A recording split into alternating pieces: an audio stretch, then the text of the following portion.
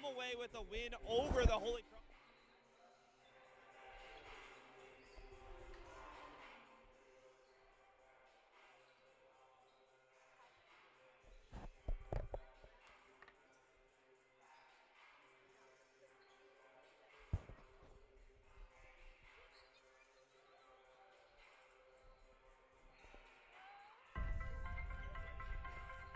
I'm a Division III student athlete, and I know how powerful words can be. The term gay doesn't mean stupid, lame, or less than. So I pledge to speak up if I hear the term gay used in a derogatory way or any other homophobic terms. If you can play in Division III. I'm a Division III student athlete, and my teammates unconditionally accepted me as part of their family. So now I pledge to do the same for others. If you can play in Division III.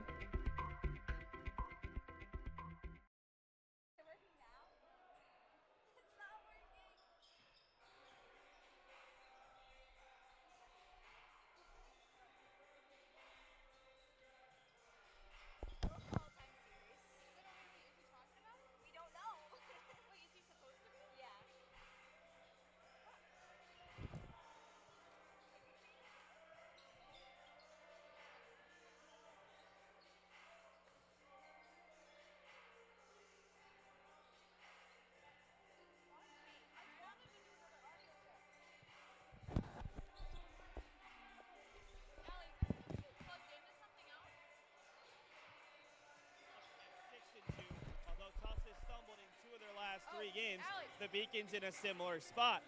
Taking a look at our players to watch graphic, it's the 2 big guys. Luke Rogers for Tufts is one of the best rebounders and blockers in the entire nation, in the top 20 in total rebounds and total blocks this year. On the other side, you're looking at a sophomore, Malik Lorquette, who's number 2 in the nation with over 5 offensive rebounds per game. He should be one of the few Beacons who were rested after last night, fouling out in just under 15 minutes. Tonight, the Beacons are going to rely on him as a post presence both on the offensive and defensive end if they're going to have a chance to match up against the Tufts side that goes 6'3" or taller in their starting lineup. On the Beacon side, Lorquette is the only starter who goes 6'4" or taller for this Beacon side. Let's take a look right now at the highlights from last night's victory for UMass Boston over Holy Cross.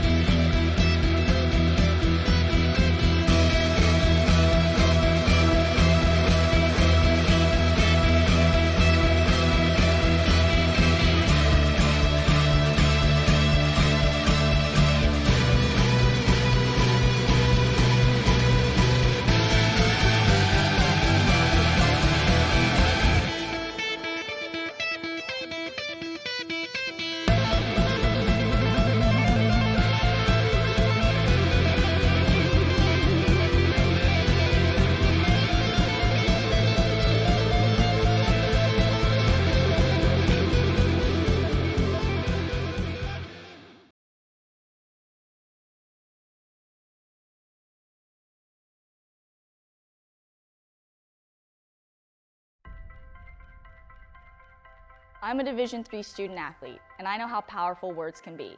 The term gay doesn't mean stupid, lame, or less than. So I pledge to speak up if I hear the term gay used in a derogatory way or any other homophobic terms. If you can play in Division III. I'm a Division III student athlete, and my teammates unconditionally accepted me as part of their family. So now I pledge to do the same for others. If you can play in Division III. And welcome back to the Clark Athletic Center. Just about 10 minutes to go before the start of this one, UMass Boston and Tufts. And you look at the team statistics this season between UMass Boston and the Jumbos, and the Beacons have been winning it with a very effective formula of defense, rebounding, and a lack of sloppiness. This Beacons team, 4th in the country in scoring defense at 55.9 points per game, 9th in field goal percentage defense at 36.8%, and 4th in three-point field goal percentage defense. They're also in the top 50 in rebounding margin and offensive rebounding per game. The other side for Tufts, they are a juggernaut from behind the three-point line on both sides of the ball. Top 100 in three-point field goals made, three-point field goals made per game, and three-point field goal percentage. They're also 63rd in three-point field goal percentage defense. So that'll be a very interesting mark. Surprisingly, Tufts, a much larger side, has been the team that has struggled a little bit more on the boards. Let's take a look at the team leaders for these two sides. For the Beacons, they've really relied on the starting five, starting with Charles Mitchell, who led UMass Boston last night in the victory over Holy Cross with 21 points in 44 minutes. Mitchell is having a breakout junior year after being named to the all-rookie team as a freshman, struggling as a sophomore. Jason Sinelli, the lone four-year senior on the team. Michael Boyd, Charlie Mitchell, Charles's twin brother, and Malik Lurquette. You see all five starters amongst the team leaders. On the opposite side for Tufts, the combination of Savage and Aronson, two of the best three-point shooters in the NESCAC. Luke Rogers has been dominant down low, and Carson Cohen has also had a nice year as the playmaker on this team. Let's take a look at the head coach for this Tufts University side. Sitting there right in the middle is Bob Sheldon, winning his coaching program history, 466 and 327. He's led the Tufts to 5 NCAA tournament appearances, but a couple of down years the last 2 years. A loss in the quarterfinals in 2017-18. Last year, the ace seed actually was the first NESCAC to ever defeat the number one team, defeating Middlebury in the first round before losing to second-seeded Hamilton the following weekend. On the opposite side, Jason Harris is just making his way onto the court. It's been a long 24 hours for Jason Harris. I was talking to him earlier on today, had over 80 text messages after the victory last night. Harris, the former Long Island University Brooklyn assistant coach who played at Rhode Island College, back within 3 games of 500 for his career here at UMass Boston. Right now, let's hear from Jason Harris. So I had a conversation with him earlier about the win over Holy Cross and what it means to himself and the program.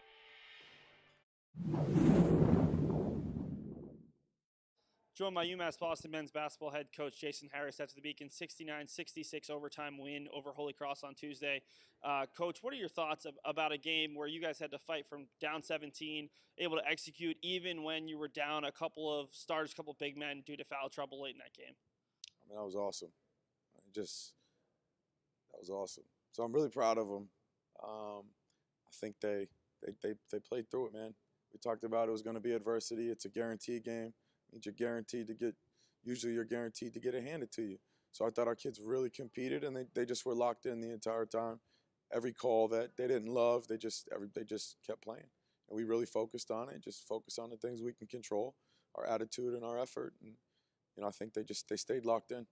This was your second guarantee game of the year. UMass Lowell handed it to you pretty good in that first game. Was there a message to the group, or did they kind of take it upon themselves after the way that first game went? No, I think the game went that way maybe 3 reasons. 1, they're Division I, which usually that's enough. 2, it was their 4th game of the season, and it was our first. And then 3, they're Division I again. So I think really what it did for our guys was they knew it had the potential to go that way, even if they played their hardest. You know, I think we're better than we were then, but I think we just were a little bit more focused than we were probably the first time. We were over the jitters of playing in Division I, and we had the preparation that, you know, 6, 7 games into the season that you need. you've been building this program about City Tough and about bringing in guys who worked really well together and kind of have that persona. And it showed yesterday. The Mitchell twins both playing close to 40 minutes. Dayson Cinelli, another City kid. Michael Boyd. What does it mean to have an entire group that's just fearless, despite the fact they might be giving up size on every single night, willing to continue to work and hustle and fight no matter who's on the opposite side? Honestly, I think we kind of credit a little bit to those 2 losses. Both of those games, I think we controlled, and I think, we were able to just kind of not lose that one. It's something that we have 3 guys who have played since the day they stepped on the court, right? And the Mitchell twins and Mike. I mean, those guys are juniors, but those guys are seniors in minutes. Dayson's a true senior. Dayson was on the team that beat Tufts when they were number 5. So Dayson's seen the growth, and Dayson's been a remarkable leader. And Mark Monroe, I mean, that's another guy he's a senior now. It's 2nd year in the program, but he's a guy who's willing to step up. And then, but you have guys like Tommy Burris. You got guys that didn't even step into the game last night that were just locked in defensively and helping and coaching, and everybody stayed together. So I don't know, man. Sometimes when you stay together, you never know. You had a very large reaction when you went into the locker room that everyone really appreciated. And we've seen from all over the college basketball world, congrats to UMass Boston. Was there anyone special or was anything unique for you that you heard from yesterday after that big win? Man, I don't know. I got probably like 80 text messages, from family to former coaches, former bosses, guys that I just have a peer-to-peer relationship with. But I think the most special ones were probably the guys that played for me. The tough part is a very quick turnaround against a very good Tufts team. What do you need to do today to mentally lock in, to physically lock in against the Tufts team that is obviously not going to take you very lightly after what you did last night? I mean, we've played, 5 games in 10 days before, and we've had a couple stretches like this. I think you have to develop a mentality like this. If you plan on playing in the tournament, you can be really happy about your first round victory, and then, you're out in the second round, if you don't get a quick turnaround. We've been, Tufts has been on the schedule, so we've been doing a little bit of work on them. But, to tell you the truth, man, if the kids play hard, and they communicate, and, we'll figure it out. Tufts is pretty close to a top 25 team. They're pretty veteran, got everybody back. It's going to be a definite challenge. I can promise you again that our top 6 guys aren't going to play 38 minutes. But I said it last night. We went into it like maybe a little bit of load management, and then you get a little deeper into the game, and you never know. Coach, congratulations on the big win and good luck tonight. Thanks.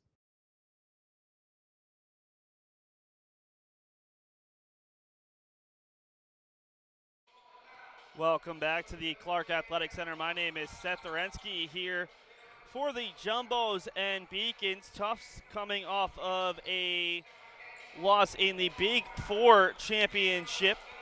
The New England Big Four, as they earned a victory over Brandeis on day 1 of the tournament before falling 99 to 85 on day 2, giving up 60 points in the first half to Babson College in that loss. After a 5-0 start, they've lost 2 of their last 3, including a loss to WPI and a loss to Babson with a win over Brandeis in between. The Beacons also had a really strong start to the year. They started 4-0 before splitting their last 4, a loss to WPI here at home in the Paula Titus Memorial Invitational Championship game, win over Southern Maine, and then a tough overtime loss to Keene State this past weekend. So the Beacons have played an extra 5 minutes in each of their last 2 games. This will be their 3rd game in 5 days. It'll be interesting to see how UMass Boston fares in terms of legs with this Beacons team so reliant on their starting 5. 4 Beacons are in the top 128 in Division III in minutes played, including Michael Boyd,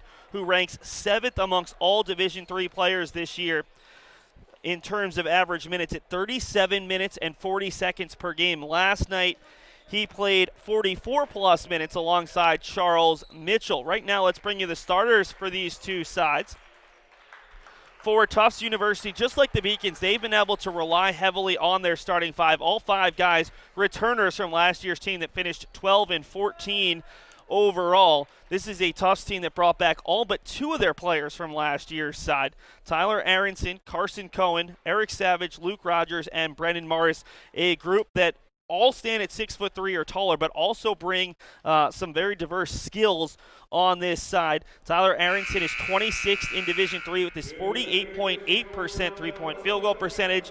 Luke Rogers is top 20 in rebounds and blocks.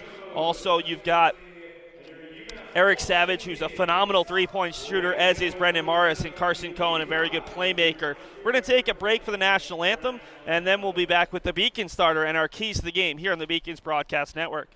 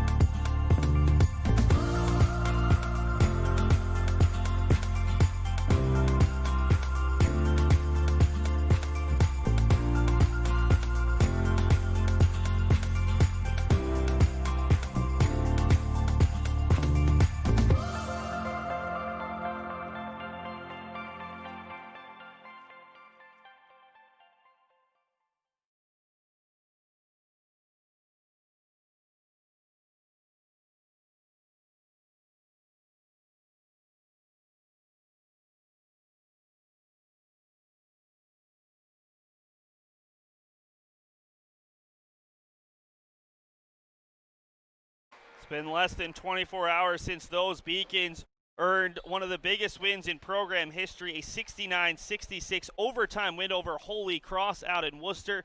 Today they try to make it 2 in a row and beat a team that has given them serious problems over the last couple of years. A 15-point loss at the Clark Athletic Center 2 years ago, a 19-point loss last season to Tufts, in which the Jumbos just dominated the Beacons from beyond the arc.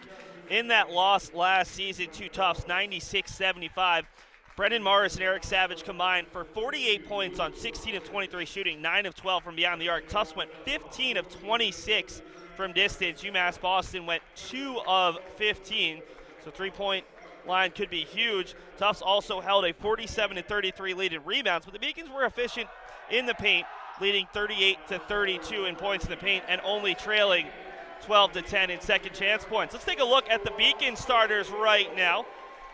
UMass Boston will go with the same group that they've started in every single game this year. Charlie and Charles Mitchell, the junior twins out of Boston, Massachusetts, who won a pair of state titles at New Mission High School. Dason Sinelli, the senior out of Boston, Mass, who attended Boston Collegiate Charter High School. Malik Lorquette has been the biggest addition to this starting lineup, the sophomore center out of Sharon, Mass, who didn't even play in last year's loss to Tufts. He is in the lineup today, and the Beacons hope to get a big contribution from him. And Michael Boyd, the junior out of Malden, Massachusetts, who attended Malden Catholic. So we're just moments away. Let's quickly take a look at the keys to the game. A little bit different because the Beacons played yesterday. Tufts has been off since Sunday. The Beacons need to rebound with all 5 guys. That's really a focus every day, but especially against the size of the Jumbos. Balance defending the paint and the three-point line. This Tufts team, great three-point shooting, but with Luke Rogers so strong down low, UMass Boston has to decide when to give help defense and finally keep the energy level high. It has been a huge part of the Beacons' play this season on both ends of the court, and it'll be interesting to see how much energy is left. Remember, Charles Mitchell and Michael Boyd, 44 minutes yesterday. Dason Sinelli, 41 minutes. Charlie Mitchell, 39 minutes. Mark Monroe, 24 minutes. Could have a little bit of tired legs, especially after an overtime game on Saturday as well up at Keene State. It'll be Rogers, who stands at 6'8", against Lorquette, the 6'4" big man for the Beacons. Lorquette wins it back, and the Beacons will start with the ball in their home whites with the blue numbers and blue trim. Tufts in the Carolina blue road unis with the white and brown trim. Controlling is Charles Mitchell, back to Charlie with 15 on the shot clock. Charlie gets the screen from Sinelli, but passes it up. Lorquette wants it on the block. Lorquette, a couple dribbles, needs help, finds Sinelli with 6, goes hard into Rogers, loses it, down to 5. Beacons need to make something happen with 2. Boyd pulls up for 3, bit strong, and it's controlled there by Rogers, the junior out of Boxborough, Massachusetts, who stands at 6'8", 230. Quickly to the hoop and all the way back out. Driving, it's Aronson who kicks it into the corner. The 3 is up, in and out of the hands of Brennan Morris, the junior out of East Hempstead, New Hampshire. Beacons went down 33-17 in the first half last night as Lorquette a little bit short from the free throw line jumper, but came back, cut it to 9 at the half, and led for most of the late second half as the 3 is well short from the hands of Carson Cohen, sophomore out of Pittsburgh, Pennsylvania. Scoreless through the opening minute at the Clark Athletic Center as UMass Boston and Tufts look to earn a big win before break. Sinelli, the deep 2, and he's off the mark. Beacons are settling for jumpers here in the early going. Attempting to drive to the hoop was Cohen. He was cut off. Now it's Rogers. The jumper gets the bounce, and it bounces out. Looked like he might have the shooter's touch, but another empty possession. Bob Sheldon's up off his bench, frustrated. Jason Harris is not going to waste any energy right now. He was doing snow angels in the Beacons locker room last night at Holy Cross. Charles Mitchell with 13 on the shot clock, 18 to go in the half. Looks to drive, kicks it to the corner for Boyd. He's been a great three-point shooter this year. He drives, kicks it for Lorquette to the hoop, draws the foul, and the first foul of the game will go against the Tufts big man, Luke Rogers. A great dish there from UMass Boston's Michael Boyd, and Malik Lorquette will head to the charity stripe for a pair. Beacons team does not shoot that well from the free throw line, 61.5%. Lorquette on the year, 53.8%. Hits the first, now 22 of 40 on the season. Comes into the game averaging 10.1 points per game, 10.7 rebounds per game in 7 starts. And the second one is short. Last year he was one of 3 centers for the Beacons, playing behind Javaris Hill for the most part. Scored a team high 17 points in last year's loss to Tufts, but with Hill leaving the Beacons program as Rogers is loose down low and scores off the nice cut to the basket, so an early 2-1 lead. Lorquette has really blossomed this year for UMass Boston, the lone guy to not have been a consistent starter a year ago. Charlie Mitchell for Lorquette, working on Rogers, who just picked up the foul. Lorquette looks to go to work, down low for Mitchell on the cut, and the Beacons score their first basket of the game, leading 3-2. Tufts facing a little bit of full court pressure, easily break it to the corner for Aronson, who's well short. Good contest from Boyd. Beacons looking to get out in transition. Charlie Mitchell dishes it out for his brother Charles. Charlie's the point guard and the slasher. Charles typically the spot-up three-point shooter. Sinelli wants Lorquette, instead gives it off for Charles Mitchell, who's sporting the bright neon yellow and pink shoes, and he's off the mark on a 3. He can still have struggled from distance. Into the corner. Wide open is Morris, and he drains the first 3 of the game for either side. Tufts back into the lead at 5-3.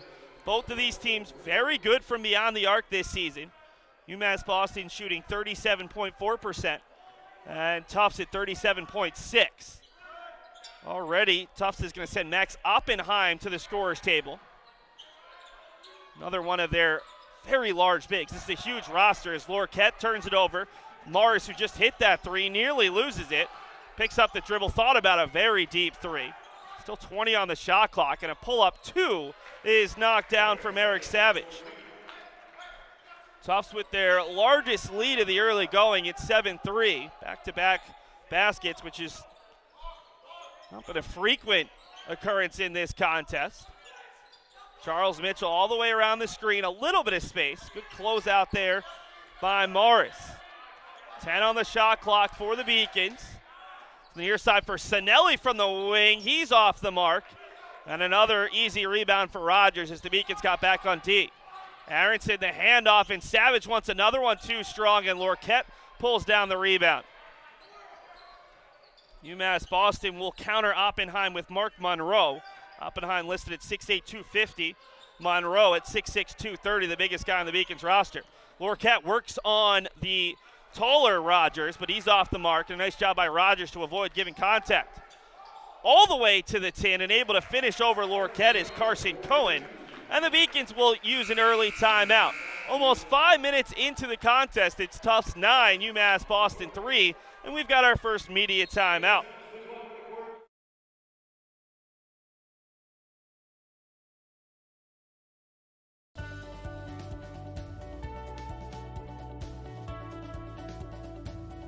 I just wanted to get good grades and to do well. But it also made me realize that I have a lot of career goals. You're there to get a full college experience, not only participate in your sport, but participate in things outside of that. And it's all about growing as a person. My coaches have helped me with figuring out who I really am. Their lives are dedicated for us to succeed.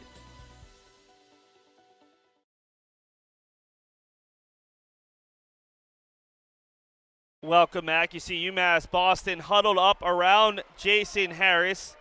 Beacons team looking to put together back-to-back big performances. The win over Holy Cross was huge, but this group recognizing the chance to add a second one today against Tufts University, a team that most of these guys were not on the team the last time the Beacons defeated Tufts. Dason Sinelli, the lone one. UMass Boston will make a pair of substitutions coming out of the break. Lorquette to the bench alongside Michael Boyd as Mariana Rodriguez, the redshirt freshman out of Burlington, Mass., joins Mark Monroe, the junior college transfer out of Massasoit Community College in his second year at the Beacons. He works on Oppenheim here, has to pick up the dribble down low for Charlie Mitchell on the backdoor cut, and he's just off the mark. Tufts with a chance to add to their lead. Hard drive from Cohen, kicks it out, the extra pass for Aronson, all the way across, and it's stolen by Sinelli. Sinelli with a defender behind him off glass, and that's a big basket for the Beacons, back within 4. Instead of being able to extend the lead to 3 possessions, UMass Boston back within 4 points, still 14-15 to go in the first half. Just into the game, it's Justin Kuyumjin, the junior guard out of La Canada, California, and he's off the mark on the 3, but the Beacons can't grab the rebound. From straight away, another 3 is off the mark. Monroe can't grab the rebound. Beacons try to tie up Aronson and unable to do so as Aronson knocks down the 6-foot jumper. Tufts looking like they're going to go pretty deep here in the first half. Already 2 more substitutes. They try to tire out this Beacons team. Charlie Mitchell gets a step, and we'll see if it counts. Believe they're going to say it's on the floor there. It was Carson Cohen who was beat off the dribble. Second team foul on Tufts, first on Cohen. Still bring in Will Brady. And it looks like Eric Savage right back into the game as well. Monroe from the top of the key working on Oppenheim. Has to pick up the dribble, leaves it off for Charles Mitchell. Lots of contact, no call. And Oppenheim with the rebound, and Charles Mitchell is down in pain behind the play. Into the corner for Aronson for a corner 3. He's off the mark. Monroe struggling to make the catch, can't do it. The Beacons are defending 4v5. And finally, they're going to blow a whistle. That was a solid 25 to 30 seconds there where Tufts had the ball on the offensive end with the Beacons down a man as Charles Mitchell is being attended to by the Beacons trainer. Mitchell landed hard after colliding with Oppenheim. And Maya Scott, the Beacons trainer, currently working on him alongside assistant coach Eric Wilder. 11-5, Tufts leads with the ball, 15 seconds on the shot clock, 13-14 to go in the first half as the Beacons' top scorer right now is going to be helped up to his feet. It looked like a leg injury. Walking off on his own power, still in a little bit of pain. The Beacons will replace him with Michael Boyd here on the defensive possession.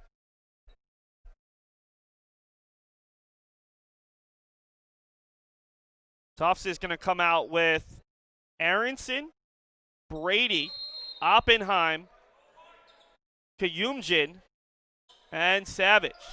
Off the inbound. Tufts looking for Oppenheim, and he can't make the catch. It's off of Oppenheim as Monroe and Oppenheim both got their hands on the ball, but neither able to make the catch. 13:09 to go. Tufts has led for the last couple minutes. The Beacons are staying within striking distance just as they did last night. Monroe, the handoff for Boyd. It's knocked away. Coming the other way is Brady. Brady, a little bit of contact and able to finish off the scoop layup, and Tufts has their largest lead of the contest at 13-5 now. Lorquette will head back to the scorer's table, and Tufts will send Rogers along with Dylan Thorner. Mariano Rodriguez, who had one basket last night, a three, and we've got an offensive foul. See if it's a push-off on Sinelli, if it was away from the ball. Push-off on Sinelli, his first, team's first. And Tufts gets the ball back with a chance to extend their lead even further. Thorner, a freshman out of Irvine, California, attended Beckman High School as Charlie Mitchell tried to draw the foul right back. Up top, it's Savage working on Sinelli. Savage too short, and skying for the rebound is Mariano Rodriguez, knocking his own player over. Rodriguez is a freak athlete and a very strong three-point shooter. Lorquette looking for an option. Rodriguez unable to make the catch. All alone is Eric Savage, and Tufts leads by 10 here. Beacons turn it over. Sinelli frustrated. Savage unable to finish. Pumped out by Sinelli. That could have been a really easy two for the Jumbos. Instead, the lead is at 10 as Tommy Burris heads the scorer's table. And right now, the Beacons are noticeably flat after the way they played last night. Boyd picks up the dribble for Sinelli. Lorquette from the near corner with 10 for Rodriguez, who throws up a three off the mark, and he keeps it in. Oh, they're going to say that his foot was out of bounds. Tried to save it. Got another immediate timeout. Tufts has extended their lead to 10 here with 11:32 to go as UMass Boston still trying to get the legs underneath them on day 2 of this back-to-back.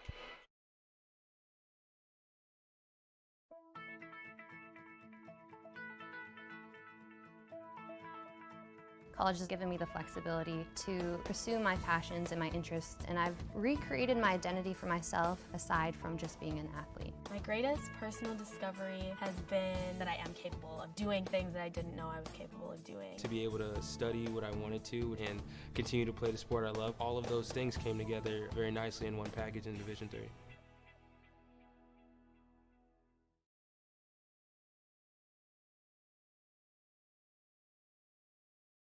Tufts University looking to move to 7-2 on this season. Jumbos coming off a sub-500 season, but have been very good, especially this year at home. Wins over UMass Dartmouth, LaSalle College, St. Joseph's College of Connecticut, Jim Calhoun's side, and MIT. All 4 of those victories coming by double digits. On the road this year, it's been a little bit more of a struggle. 1-1 away from home in true road contests and 1-1 in neutral site games as Charles Mitchell back out there alongside Charlie Mitchell, Michael Boyd, Tommy Burris, the freshman who hit the go-ahead three-pointer last night in overtime, and Malik Lorquette. It's controlled here by Brady. Tufts has opened up their largest lead of the game. Backdoor cut. Rogers is wide open and he can't finish the bunny. Made the catch and tried to put it up in one motion. The Beacons continue to be just a step, maybe even too slow here in the early going. Charles Mitchell to Burris in the corner. He's a very good shooter, and Charlie Mitchell is going to be called for too many steps. This is the first time that you've seen UMass Boston this year. This is not typically how this team has played this year. One of the Beacon's strengths has been not turning the ball over, and we've seen a lot of those. Just Rogers goes right into the face of Lorquette, off the glass, no good, and Burris taps the rebound over to Charles Mitchell, running 3v2. Pull it out, and picking up the dribble is Mitchell over to Boyd. Boyd around the screen from Lorquette, needs help, finds Charlie Mitchell, goes downhill over Rogers, and that's a big basket, cutting the deficit to 15-7 with 10:30 to go here in the half. The Beacons have been ice cold for a matter of minutes. Thorner all the way to the dish, off glass and good with the left hand. Dylan Thorner, one of a number of freshmen who have been impact players this year off the bench for Tufts. Lorquette really hasn't gotten going against Rogers thus far. Charles Mitchell around Thorner, into the corner for Charlie Mitchell, and he draws the ticky-tack foul on Eric Savage. Just a little bit of a hand check.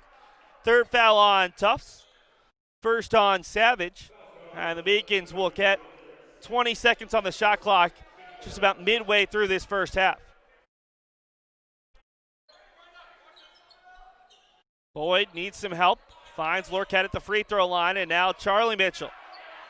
Down to 10 seconds. Beacons have been eating a lot of clock on these possessions on the offensive end. Out wide for Boyd. Charles Mitchell wide open. Front rim no good. And the rebound falls to Will Brady. Down low into the post. And a great dish for Brady from Rogers. Lorquette was playing good defense, but Boyd got caught sleeping. And the lead is out to a game-high 12 for Tufts. UMass Boston fell behind 19 last year in the first half, cut it down to 10 early in the second half, but eventually lost by 19. Lorquette gets his own rebound, goes up too strong, and Rogers grabs the board. Thorner looking for the backdoor cut, and it's a block and one. Beacons got some contact on the ball, but also the shooter, and Eric Savage just too strong. Lead is 14, could be as many as 15, as Savage, the leading scorer on this Tufts side at 15.5 points per game, heads to the line. This year a 75% free throw shooter, and he can't connect there. Tufts sends 3 guys to the scorer's table. They've gone already 10 or 11 deep. Mark Monroe will check in for the Beacons at the next whistle. Charles Mitchell had to come off due to an injury. Came right back in as Michael Boyd takes the deep 2, front rim no good, and the Beacons continue to be ice cold here in this first half.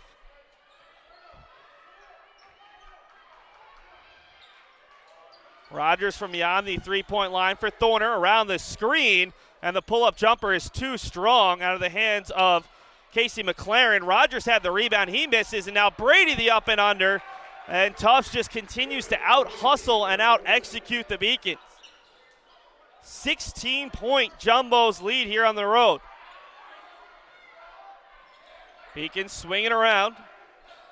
Boyd will take a 3, front rim no good.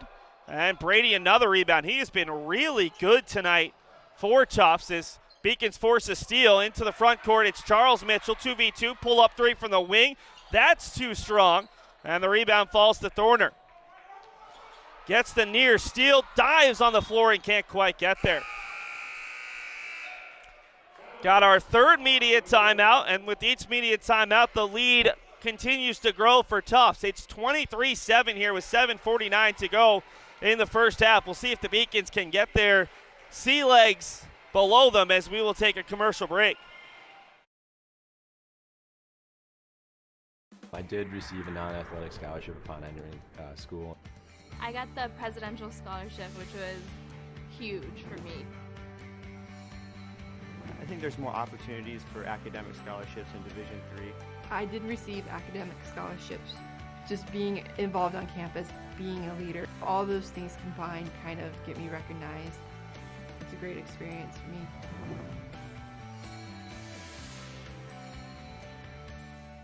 Welcome back. While we've got a moment, let's take a look at some highlights right now, and you can just see Tufts not only the bigger team, but they're also working a little bit harder. This is Rogers, the rebound.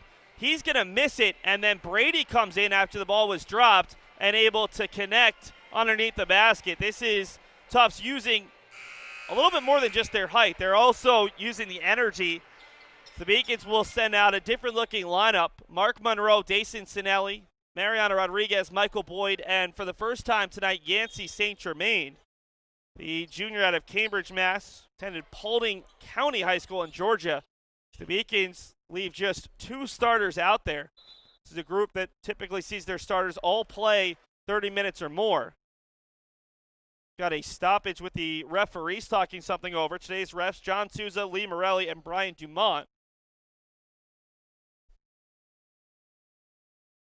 Tufts ball out of the timeout. Oppenheim is back into the game alongside Cohen, Kayumjin, Brennan Morris, and Aronson. 16 on the shot clock. Jason Harris looks to spark his team with a few bench players out there. Aronson calling out directions with 7 on the shot clock. Gets a big pick from Oppenheim, misses it, and Sinelli with the rebound. Boyd had no idea the pick was coming and bounced off that screen hard. Boyd for St. Germain on the far side, and he drops it, and it's out of bounds off the jumbos. St. Germain, a guy who's not usually in the rotation. Typically the 9th or 10th guy, but the Beacons struggling this much. Jason Harris is hoping that a little bit of a rest for some of his starters might help rev them up. Rodriguez, the pull-up 2, off glass and good. Probably not what he meant to do, but it gets the Beacons back within 14. 7 minutes to go in this first half. Tufts has led about the last 10-12 minutes as the long 2 is short-armed there by Casey McLaren. Boyd to the hoop, leaves it for Monroe off the bounce, and the Beacons score on back-to-back possessions for the first time tonight. A nice drive from Boyd, who has led the Beacons in scoring in each of his first 2 years. This year he's been the team's top facilitator, and also the 3rd leading scorer. Aronson to the glass, past Monroe, he's short, and it's off of Oppenheim, and the Beacons have a chance to cut it back to 10, if not single digits. Kayumjin checks on for McLaren, 1 substitute for Tufts. Beacons will keep this same group out there that is cut into the deficit, at least a little bit. Boyd with Oppenheim shading him wide open. Rodriguez off the front of the rim for 3. Rebound gets bounced around, and Monroe from beyond the 3-point line grabs the offensive board. Boyd double teamed as Oppenheim comes out to steal him. St. Germain for Sinelli with 10. Sinelli pulls up, finds Boyd, and immediately met by defender, goes hard around 2 defenders, and Michael Boyd has the Beacons back within 10. Boyd hit a huge layup last night in the final minute of overtime to give the Beacons a 3-point lead, and Holy Cross missed a game-tying 3 in the final 3 seconds. Ball swung out to the far side, driving is Cohen, kicks it out to Kayumjin, who misses, and it's knocked out by Oppenheim, but the first player there is St. Germain. Beacons on a 6-0 run out of the timeout, looking to get it back to single digits. Boyd, the pull-up 2 with a hand in his face, bounces around and out, and Oppenheim the board as 2 players fall down behind the play. Aronson and Monroe, 1 for either side. Beacons double team, and it's off of Carson Cohen. Yancey St. Germain the double team alongside Mariana Rodriguez, and all of a sudden the Beacons are showing a little bit of energy.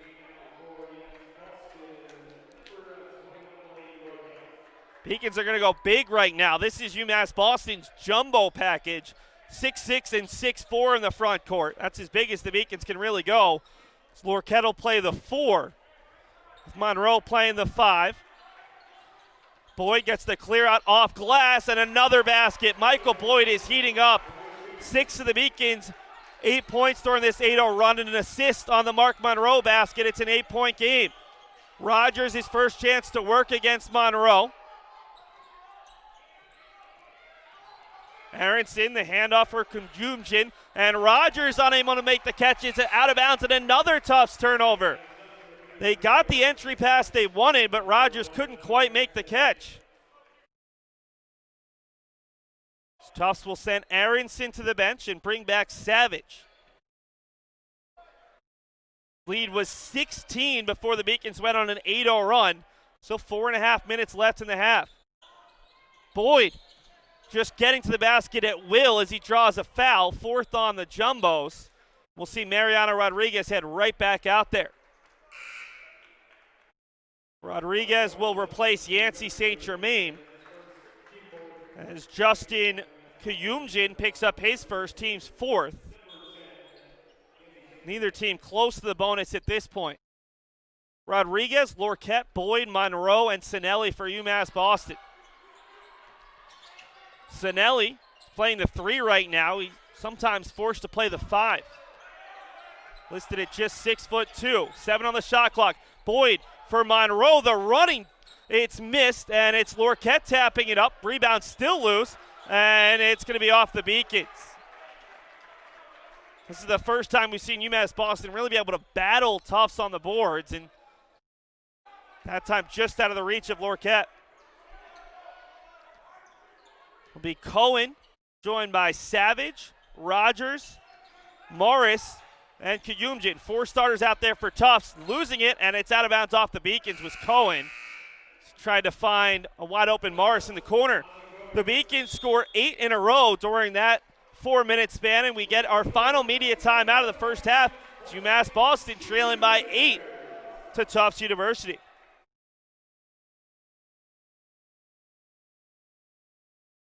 Paris changed my life, and I got there through UMass. Those very specific seminal moments in Paris. The subway. A man in a tuxedo walked in, and a woman in a long gown. And it was stunning. It all hit me. It was like a lightning bolt. There was this world of beauty and style that I wanted to be a part of. That was the beginning of the journey. And that all came through the University of Massachusetts. And that was really a key moment for me. That's one of those moments you never forget.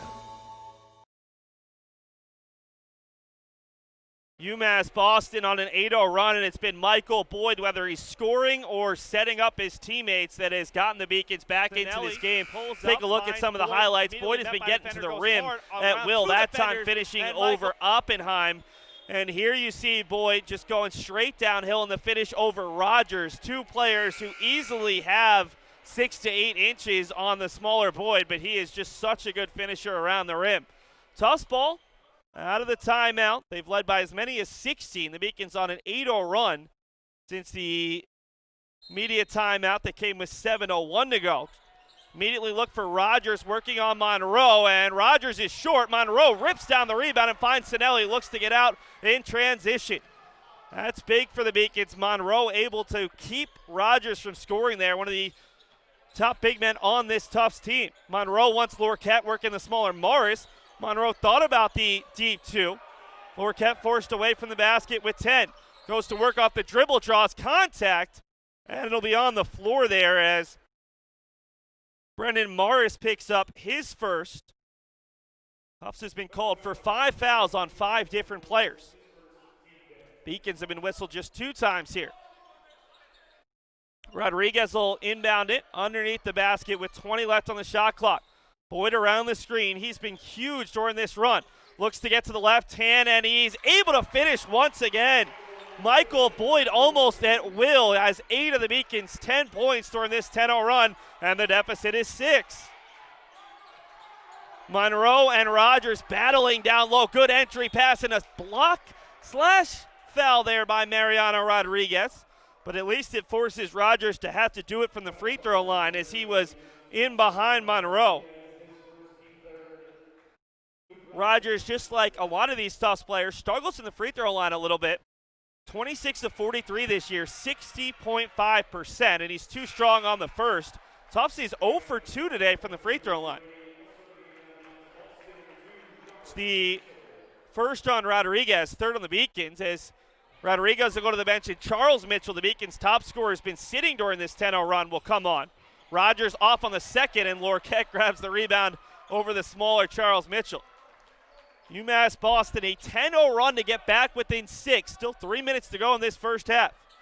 Down 17 last night as Boyd dribbles it off his foot, and the referee behind the basket couldn't tell, but it was very easy for the referee right below us to make that call. First turnover for the Beacons in quite a while after they were very loose with the basketball as Tufts built a 16-point lead. Cohen looking for Rogers. A nice job to find Savage, and then Savage gets it down low for Rogers for the easy 2, snapping that 10-0 run. That's what Tufts is looking to do. Get the ball down low to Rogers, working against Monroe, who's a little bit bigger than Lorquette, but not quite as athletic. Boyd has been the Beacons' go-to playmaker. He's got Lorquette against Savage. Rather, that's Brady that time. Unable to get it to him. Still 9 on the shot clock. Lorquette working on the smaller Brady, a rare size mismatch. All the way across trying to find Charles Mitchell turnover. Out ahead of the pack is Savage. Savage tries to dish it off, and the Beacons get lucky that time. It'll stay with Tufts, but that should have been an easy 2 off the turnover. 2:06 left in this first half. And Malik Lorquette will check out as Mark Monroe is playing some hefty minutes here in the first half.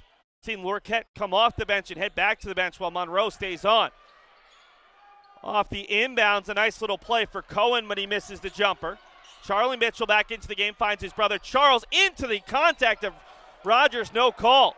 He stayed straight up, pass across, and it's Charlie Mitchell the steal, and he will finish, and the Beacons are back within 6. A rare careless play that leaves Bob Sheldon scratching his head as that was a telegraph pass. And an easy steal and basket for Charlie Mitchell. The Beacons cheerleaders in the bench clapping and trying to provide some motivation for the defense as Boyd tries to man up against Savage. Savage around a couple screens, looks to go downhill, runs into Monroe. That's a charge. A great job.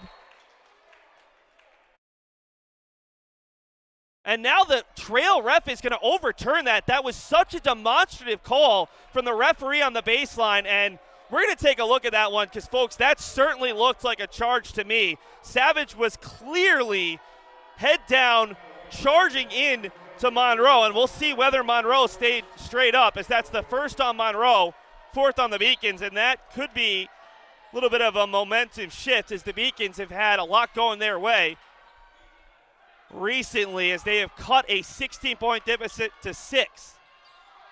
Ball is almost thrown away, but it's Brady who's been an Energizer bunny for Tufts. Into the corner looking for Morris off the mark. Rebound caught by Rogers, who's able to grab the rebound and put it up with the left hand.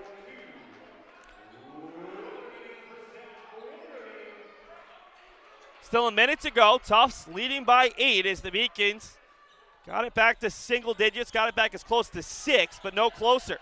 Charles Mitchell looking for the Beacons' first 3 of the half. No good. Monroe grabs the rebound, and he's able to finish.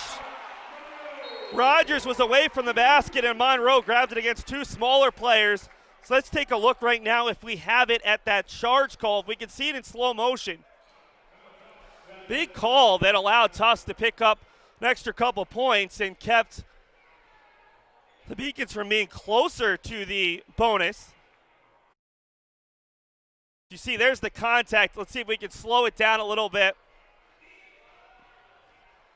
The referee on the left there, and Monroe clearly straight up outside of the restricted area. We'll take one last look.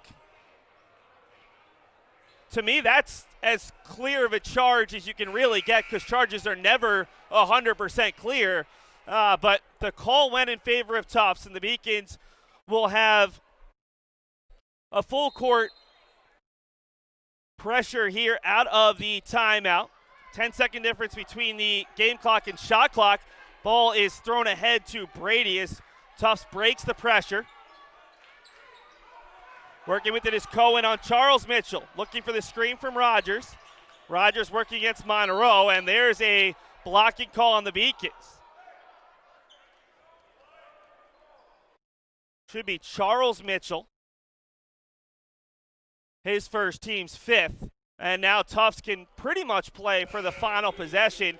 So the shot clock resets to 20 seconds with 24.8 left on the game clock.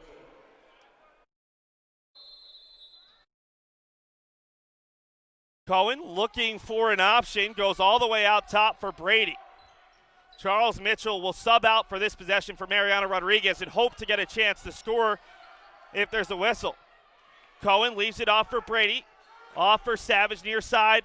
7 on the shot clock. Brady needs help. Finds a cutting Savage. Loses it. It's going to go out of bounds with 2. It'll stay with Tufts, but either way, this is going to be late as the Beacons will replace Rodriguez with Charles Mitchell. They say the shot clock's turned off, but there should be 2 seconds left. It's a major miscommunication, and now they'll put 2 back up top. 6.2 on the game clock, 2 on the shot clock. Morris looking for it. Instead, it's Brady taking a 3, and it's good.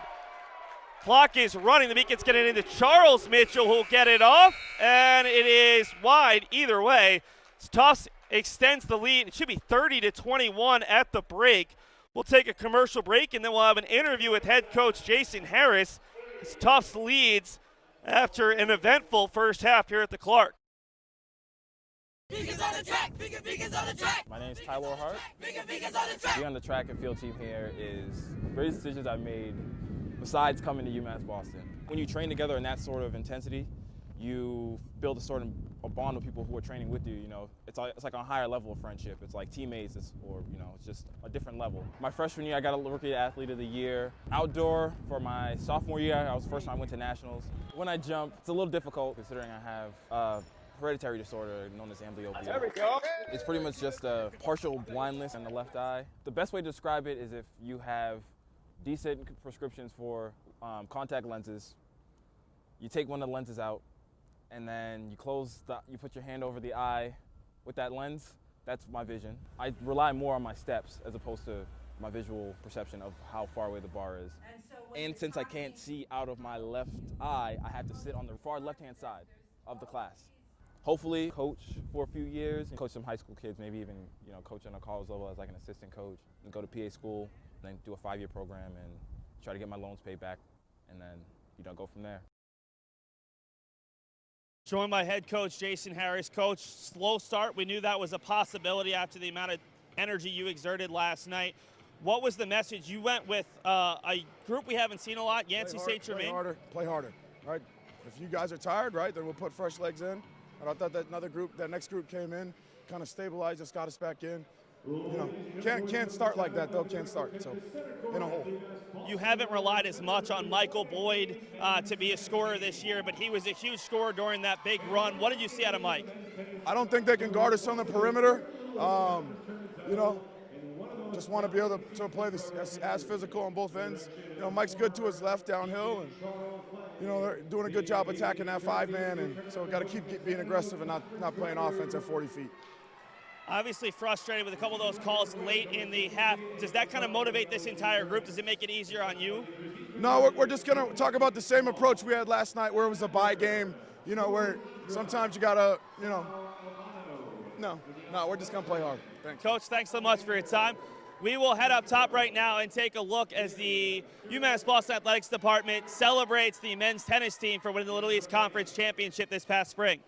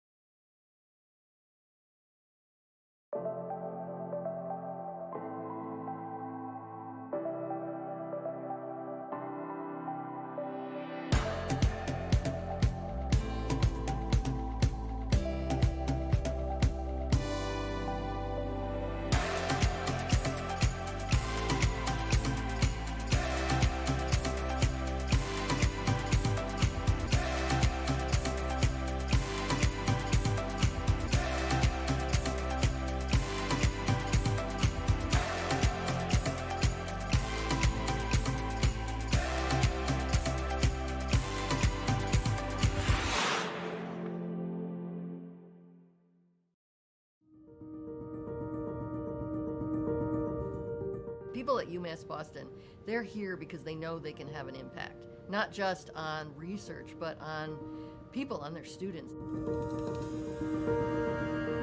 This is just the starting point. It only has potential to grow, and it has a big potential to grow up. You're really having a direct impact on people's lives, and you can see that now, and you can see that years from now. So I think it's becoming like the place that people want to go. What UMass Boston is able to offer to its young people certainly stands up to that mission that was set right out in the beginning. It's something UMass Boston should be and can be very proud about. Division III allows you to give yourself to other things. Having that free time allows me to pursue the things that I want to pursue. Division III athletics affords students the opportunity to, engage in the other interests in their campus and in their lives outside of that sport. It allows you to just be able to do everything you want to do. I wouldn't change it for the world.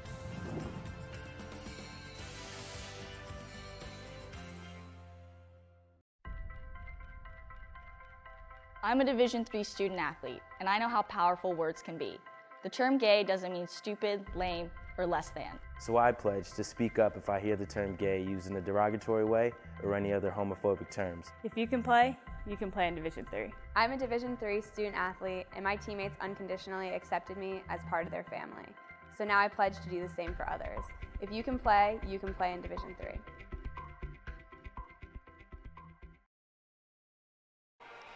And welcome back to the Clark Athletic Center for our halftime show here on the Beacons Broadcast Network. Seth Dorensky bringing you all of the action as Tufts leads it 30-21 at the break. Let's look at the statistics from the first half. Tufts got off to a very strong start, built a lead up to 16 points with 8:27 to go in the first half before the Beacons cut it down to 6 on a number of occasions, go into the break down 9 after Will Brady knocked down his first triple of the game. He's a perfect 4 of 4. You look at the stats, UMass Boston really struggled on early, up to 31% shooting, 0 for 9 from distance. Last year they went 2 of 15. Tonight 0 for 9 in the first half. Tufts just 2 of 10. The Jumbos 0 for 3 from the charity stripe. The Beacons 1 of 2. Rebounds, relatively close. Tufts 25-27-5 in offensive boards. Both teams with 7 turnovers. Tufts has a 22-18 edge in points in the paint and an 11-6 lead in points off the bench. Take a look at our halftime team leaders. Nobody in double figures for either side.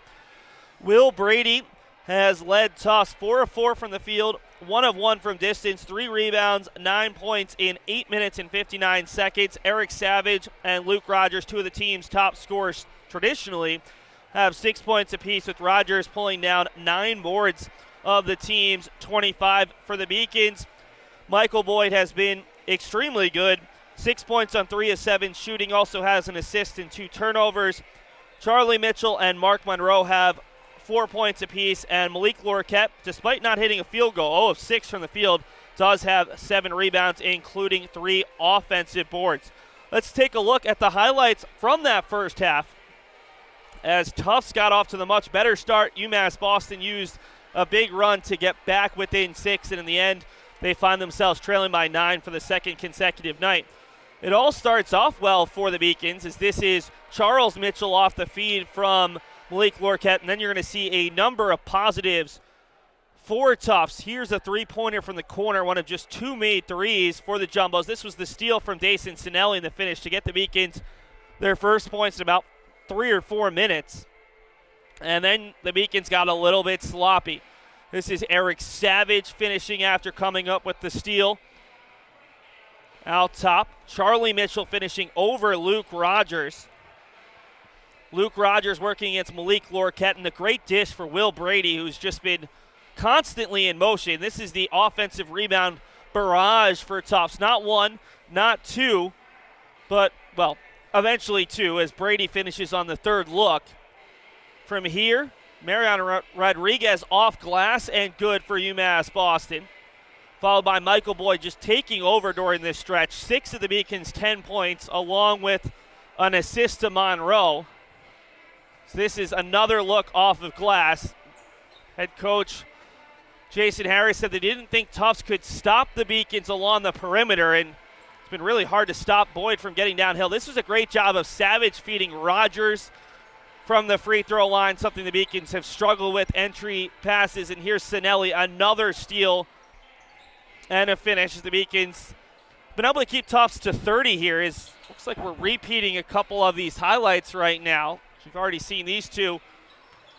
And then this is a late one. Charlie Mitchell with the steal, as these are more recent plays. Then this was the charge call that they called a block. Still not quite sure. You see the referee waving off the charge. And then this is the late three from Brady with 2 seconds left on the shot clock. A little bit of a backbreaker for the Beacons to take a 2-possession game out to 3. The guys are warming up for the second half, but first let's take a look at highlights from the UMass Boston-Salem State women's basketball game that happened here last night at the Clark. The women's basketball team moving to 7-1 on the season with an 82-58 victory over the Vikings.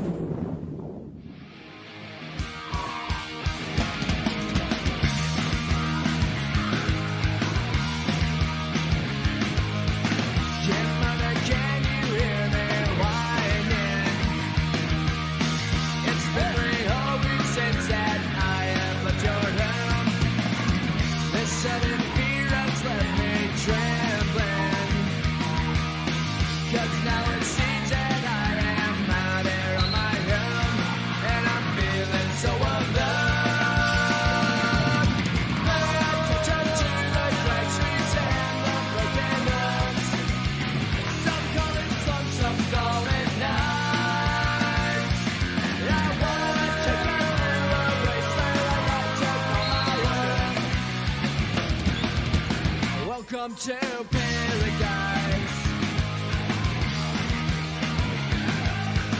A gunshot rings out at the station. Another urchin snaps and left dead on his own. It makes me wonder why I'm still here. But some strange dreams and it's now feeling like my home, and I'm never gonna go.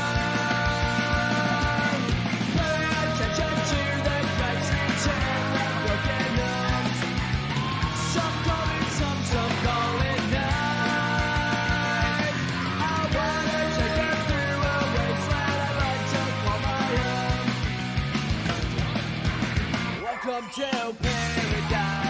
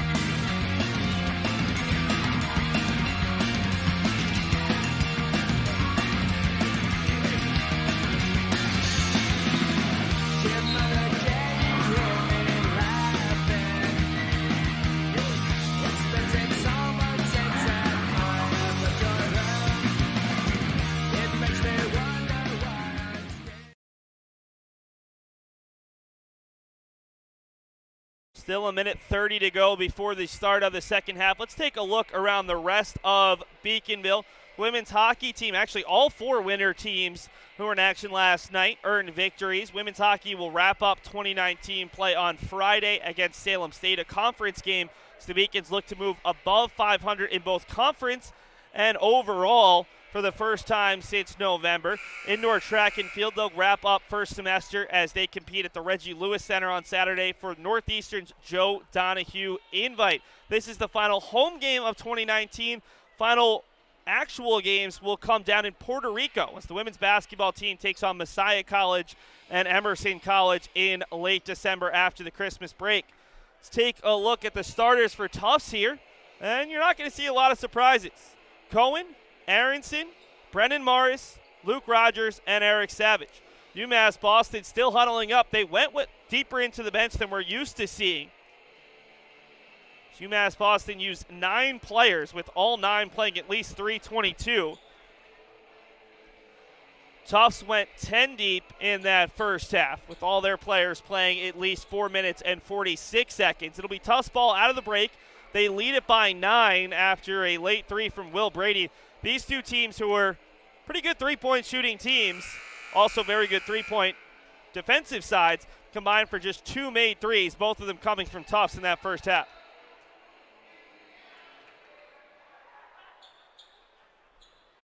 Beacons will go with their starting 5. Charlie and Charles Mitchell, Michael Boyd, Malik Lorquette, and Dayson Sinelli.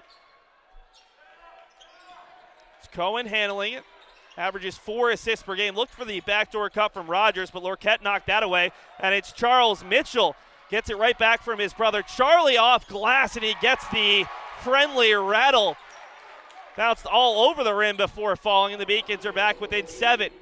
Trailed by as many as 16, cut it to as few as 6 in the first half as Rogers wants the ball on the block against Lorquette. Good positioning.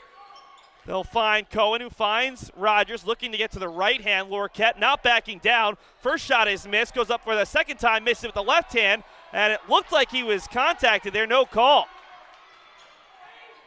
Beacons have a chance to get it back as close as it's been in quite a while.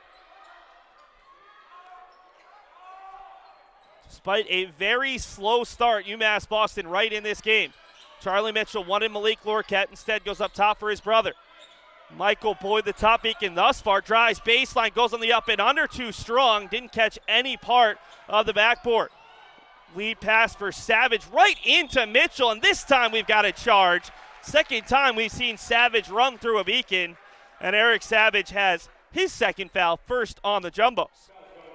Nice job there by Charlie Mitchell, recognizing he wasn't going to block the shot, to just give up the body just outside the restricted area.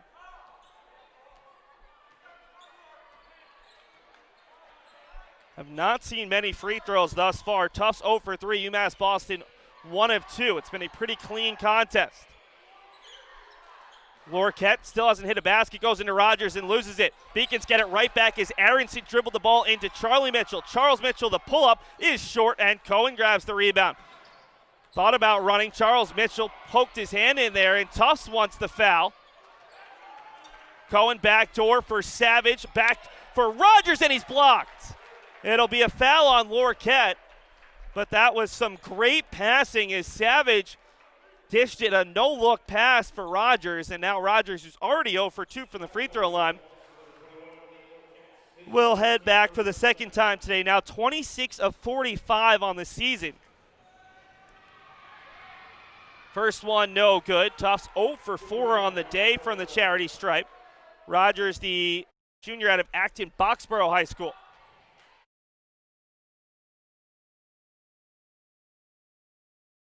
Rogers misses once again. And the Beacons have a third consecutive possession with a chance to cut it a little bit closer. Boyd for Charles Mitchell, right in front of his own bench, takes one dribble. The three is a little bit short, gets his own rebound, wants a second try. The Beacons cannot hit a three right now. 0 of 9 in the first half. Now 0 for 11. If UMass Boston could knock down a couple of these, we'd have possibly a tie game. Second one, especially a good look, as Charlie Mitchell makes contact with Cohen, who sold it a little bit. Certainly a little contact there. And Charlie has his first foul. Team's first of the second half as the Beacons will put in their full court pressure. 4 Beacons and 5 Tufts players all on this side of the court, although the Beacons will immediately back off. Savage brings it across the half-court line. Looking to get it down low for Rogers, working on Lorquette. Rogers to the left hand, is short, gets his own rebound. Too strong this time. And despite getting a lot of looks, Rogers is yet to score here in the second half. Now has double-digit rebounds for the contest as Oppenheim will replace Rogers. Charlie Mitchell, the beautiful dribbling, cuts it back, and the Beacons are back within 5, and the entire Beacons fan section enjoys it. Some tremendous dribbling from the Boston product. Down low for Rogers. Dishes it off for Savage, who's fouled. And he drew contact on the right shoulder that time, as looks like Sinelli might have been a little shaken up as well. Second foul on Dayson Sinelli. Already the third foul on the Beacons here of the first half after being whistled just 5 times in the first half. We'll see Savage, a 75% free throw shooter, 0 for 1 in the first half. He's too strong. Tufts is stunningly 0 for 6 from the free throw line. Mark Monroe replaces Dayson Sinelli. For Tufts, they're going to bring Oppenheim on for Rogers and Dylan Thorner for Brennan Morris. Savage's second tickles the twine. Tufts now 1 of 7 from the charity stripe, and the lead is back to 6. Boyd with Thorner on him. Looks to crossover, trying to get to that left hand and downhill. Throws it up with the left hand. Beautiful touch from 4 feet. Back to within 4. Beacons, little bit slow coming back in transition D. Unfortunate, Savage misses, and they'll get the rebound after it hit Thorner. UMass Boston has a chance to get back within a single possession for the first time probably since about the 13 or 14 minute mark of the, with 13 or 14 minutes remaining of the first half. First 5 to 6 minutes overall of the game. Boyd again on Thorner. Monroe has Lorquette. Instead they'll go to the wing for Charles Mitchell. UMass Boston going big right now. Monroe and Lorquette, both great passers. Monroe hard into Oppenheim off glass, and the deficit is down to 2. Nice little move from Mark Monroe, the Quincy native. Played 24 minutes last night, 24 crucial minutes before fouling out in the win over Division I Holy Cross. Around the screen, it's Cohen. Aronson will hold on to it. Oppenheim, backdoor cut for Savage. Monroe, a little contact, not enough for a foul, but Savage finishes, and it's a 4-point lead for the Jumbos. Much more back and forth start to the second half than the first. Charles Mitchell from the near wing. Beacon still looking for a 3, and their search will continue. Thorne to the rebound. In transition, it's Savage. Wide open. Cohen on the near side. Aronson finds him from the near wing, and Tufts has their third 3, and just like that, the lead's back out to 7. Mini 5-0 run for the Jumbos. UMass Boston has lost some of the guys who have been aggressively going up the court in transition a couple times in the last couple possessions. Monroe from the free throw line, hard into Oppenheim, no basket, but the foul. Oppenheim, not much he could do there. Monroe going hard into him. We've got immediate timeout. Beacons have cut it to 2, but a mini 5-0 run has given Tufts a 7-point lead. We'll be back after this commercial break as UMass Boston looks to pull off their second big win in about 24 hours. I'm a Division III student athlete, and I know how powerful words can be. The term gay doesn't mean stupid, lame, or less than.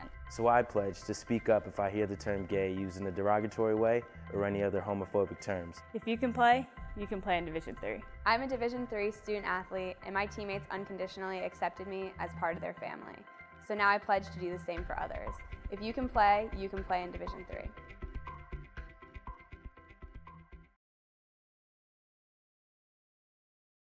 Tufts leading it 36-29 over the host UMass Boston Beacons. Jumbos looking to avoid a 2-game losing streak. The Beacons looking to avoid a 2-game losing streak on their schedule and results page. Last night's game counted as an exhibition, the victory in overtime over Holy Cross. This Beacons team has to be tired. You're looking at a roster that really only goes 6-7 deep in most games. Lost in overtime on Saturday to Keene. Won in overtime last night against Holy Cross, and now back in action less than 24 hours later, because last night's tip was at 7:05. Tonight's tip at 7 o'clock here in Boston. Dason Sinelli heads to the scorer's table. It's Boyd looking for help, finds Lorquette looking for his first basket. Blocked from behind by Oppenheim, goes right back up, and he's blocked again. UMass Boston can't believe there was no call for a foul. Cohen hard to the tin, and we've got a blocking foul against Charlie Mitchell. That is a 5-point swing right there. No call on one end, and now a free throw added on. Tufts has a chance to extend this back out to double digits after the second foul on Charlie Mitchell and fourth on the Beacons.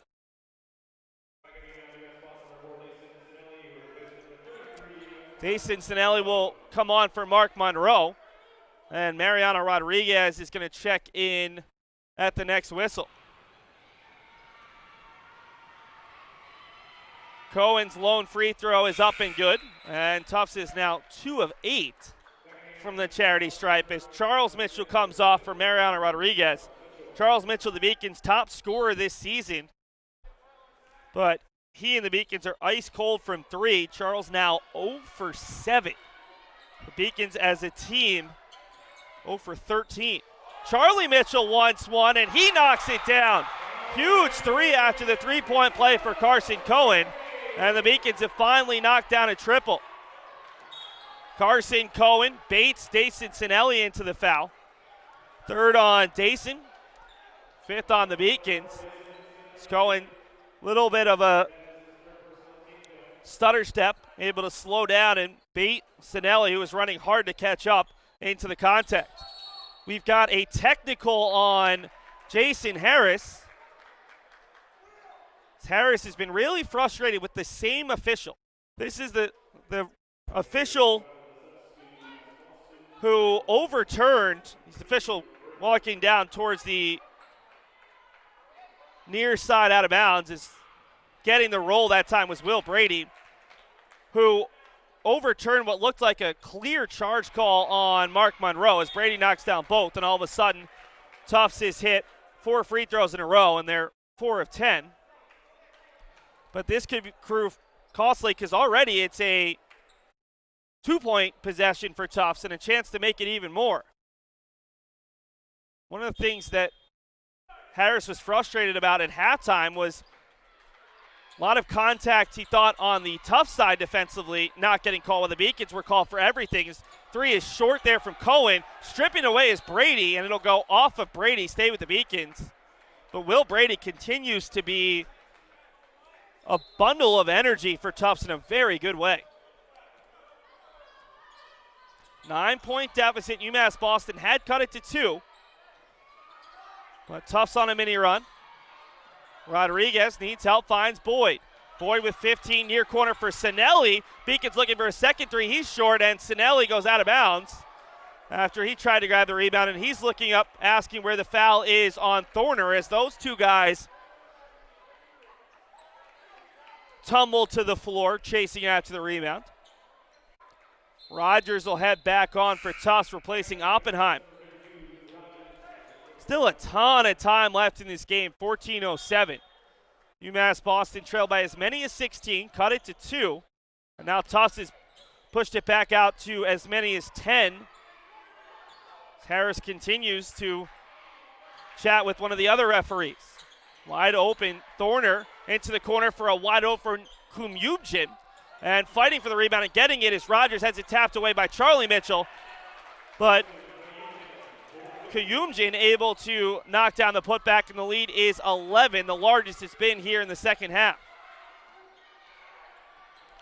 Boyd this time with the right hand finds Lorquette, who's blocked from behind.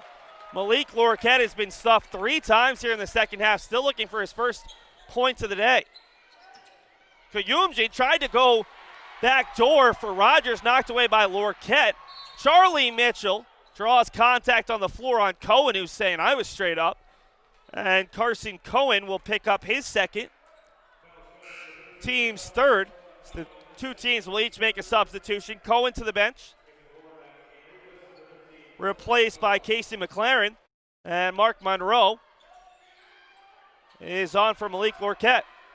Sinelli over Rogers, little bit too short, and Monroe gets hit with an elbow there as he's slow to get back. Rogers recognizes it. Sinelli slows him down, but a wide open Dylan Thorner there. And the Beacons again digging themselves a hole, down 13.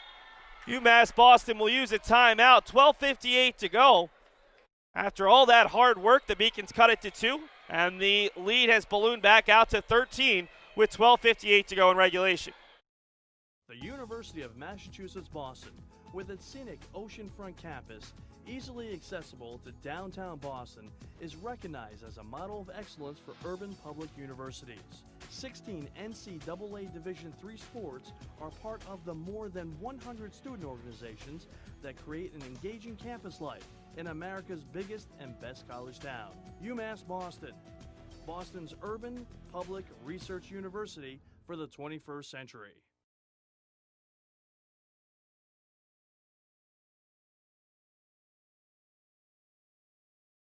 And welcome back. We've got a couple highlights for you. First, Charlie Mitchell knocking down the Beacons' first three as he crossed over a Tufts player, but then Tufts has come right back. This is the three from the quarter from Kayumjin who misses. Rogers gets it strapped in.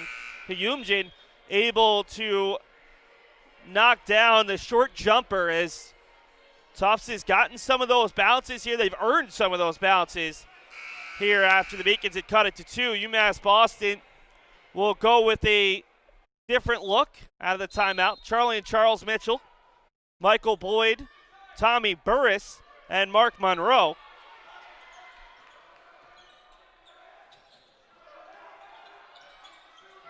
Monroe to the tin with the left hand, and he can't get the roll.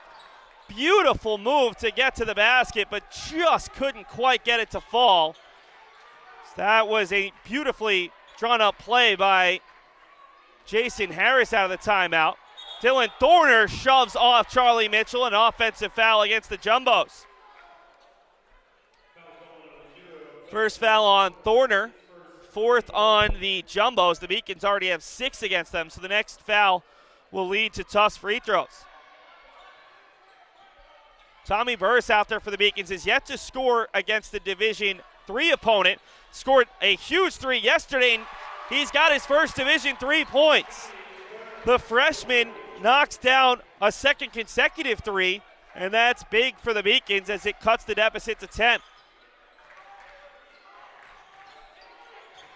Burris making his 5th appearance, 18 total minutes, was 0 for 5 coming into this one, 0 for 4 from distance. Stats from yesterday's game do not count for the Beacons because it was an exhibition against Holy Cross. Did count for the Crusaders, though. 3 from McLaren on the answer, no good, and Charlie Mitchell has the rebound. Outlets for Charles. Charles still looking for a 3. The Beacons have hit 2 after going 0 for in the first half. Tufts has 3 players waiting to check on, including Savage and Aronson. Charlie Mitchell gets blocked from behind there as Rogers and Thorner were there, and Monroe is called for the cheapie against Thorner as this will lead to free throws. Got an immediate timeout, and we'll take a break with the teams. UMass Boston trails by 10. Haven't led since the opening minutes of this contest.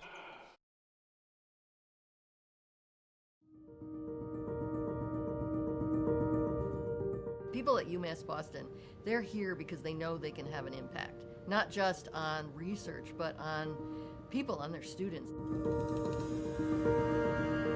This is just a starting point. It only has potential to grow, and it has a big potential to grow up. You're really having a direct impact on people's lives, and you can see that now, and you can see that years from now. So I think it's becoming like the place that people want to go. What UMass Boston is able to offer to its young people certainly stands out to that mission that was set right out in the beginning. It's something UMass Boston should be and can be very proud about.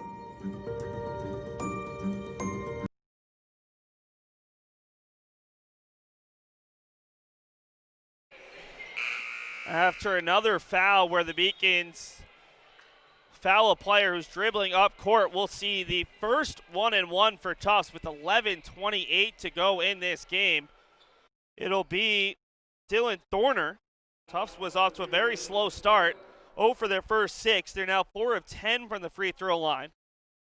As Thorner heads to the line for the first time today. 9 of 10 on the season from the free throw line. And he gets the first to go. Thorner out of Irvine, California, listed at 6'6", 190. Pushes the lead to 11 for Tufts. It's been as many as 16, but hasn't been larger than 11 here in the second half. And Thorner knocks down both of them, will be replaced by Eric Savage. Savage out there with Aronson, Cohen, Rogers, and McLaren. 4 starters and 1 bench player for Tufts. The Beacons go with Charles and Charlie Mitchell, Michael Boyd, Tommy Burse, and Mark Monroe. 3 starters and 2 front court bench players here with 11:13 to go in the game as Monroe somehow makes the catch. They're going to say travel. I didn't focus on Monroe's feet because I'm stunned that he somehow made that catch with 2 Tufts players trying to intercept it. But either way, it turns into a turnover for UMass Boston. Savage, the leading scorer for Tufts, versus the Beacons' leading scorer, Mitchell. Savage dishes it off for Rogers. 3 Beacons there, and he's going to be called for the travel.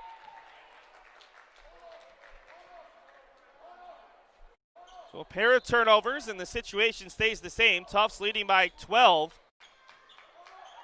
Their largest lead of the second half. Right now, Rogers is just shading the ball. Charles Mitchell around his screen, knocks it down, his first 3 of the game. After a rough start, and the Beacons have hit 3 of them here in a matter of minutes in the second half to get it back within 9. Rogers posting up against Monroe, down low, and Monroe knocks it away on the entry pass for Rogers. Another good hustle play from Mark Monroe, who's been huge the last 2 nights. Boyd the pull-up, 2 over Rogers, and just like that, a 5-0 run has the Beacons back within 7. Savage darts to the hoop, finds Rogers, bowls into Monroe, and we've got a charge on Rogers. Late call, and to be fair, from the referee that Jason Harris has been harping on the entire time, that one felt like it could have been a no call. Instead, the Beacons get the call, and UMass Boston has a chance to get this back to within 2 possessions. Charles Mitchell will come off, Dason Sinelli on. It's the Beacons switch 1 starter for another, and Mitchell seems to be in some pain once again on the bench. Had to be helped off by the Beacons trainer in the first half. Brother Charlie with the ball. Showing off some really strong dribbling in this one. Boyd from the elbow, another huge basket. Michael Boyd has been really good today in one-on-one situations. Just like that, the Beacons on a 7-0 run. Cohen all the way across, wide open. Aronson, one of the top 3-point shooters, and a huge dagger there the other way. Deficit is 8. 9:25 to go as Cohen and Charlie Mitchell get caught up, and it'll be Cohen called for the blocking foul that time. It's the 6th on the jumbo, so the Beacons will be shooting free throws on the next foul. 3rd on Cohen. Tufts will send McLaren to the bench, and it's the entire starting 5 for Tufts as Brendan Morris checks back on.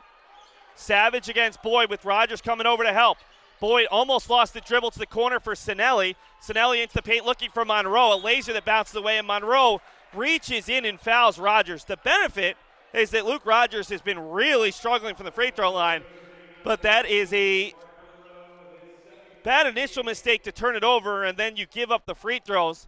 Mental mistakes today for the Beacons they were not making yesterday.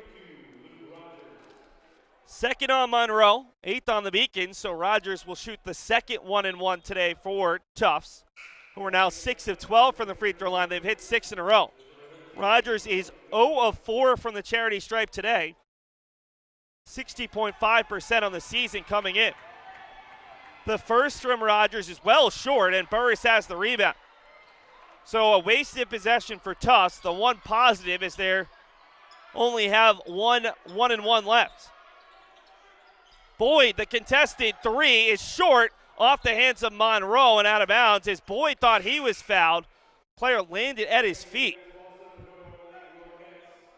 Malik Lorquette replaces Mark Monroe, who's been honestly playing the starter share of the minutes tonight. Lorquette has really struggled, a guy who averages a double-double.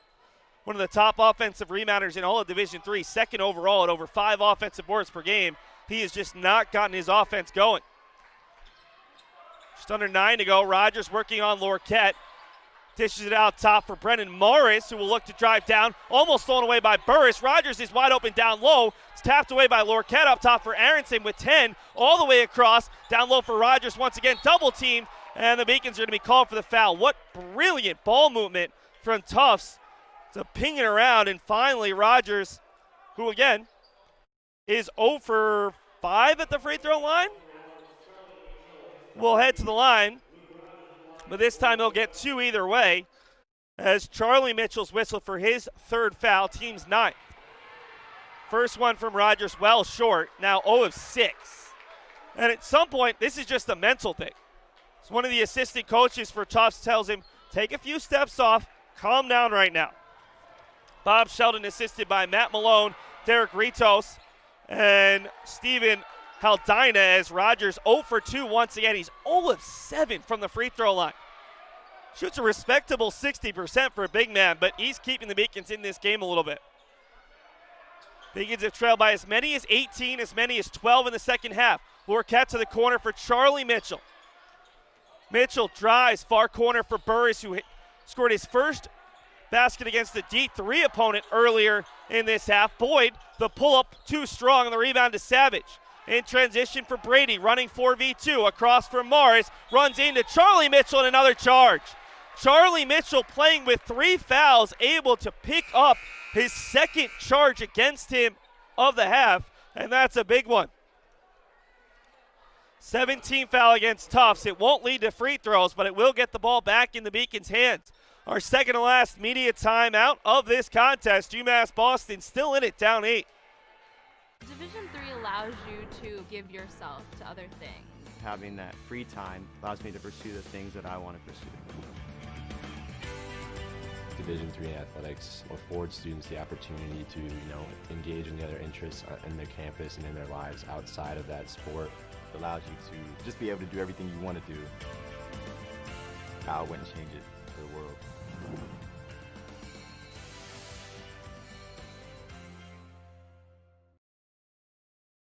Welcome back to the Clark Athletic Center here in Boston. Let's take a look at a couple highlights before we get back to live action. Michael Boyd has been the Beacons' top offensive player today, and you see here a nice little crossover and the pull-up jumper, and then this time the contested jumper from the elbow, and finally that foul against Tufts. And you see Charlie Mitchell, are his heels out of the restricted area? Maybe, maybe not.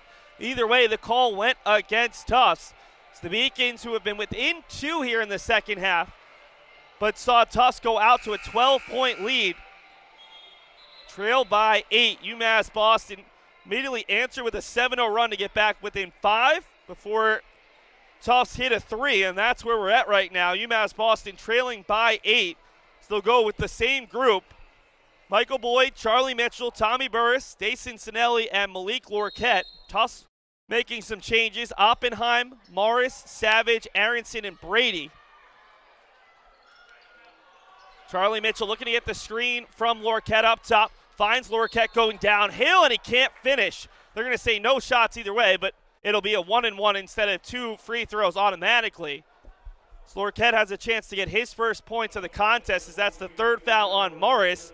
8th total team foul on Tufts, as Lorquette, who's not one of the Beacons' better free throw shooters, 53.8%, 21 of 39, heads to the charity stripe, where he's 1 of 2 today.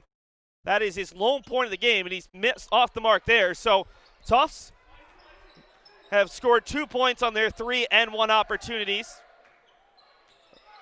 Beacons unable to connect on that and 1. From the top of the key, it's Morris, and he knocks down a 3.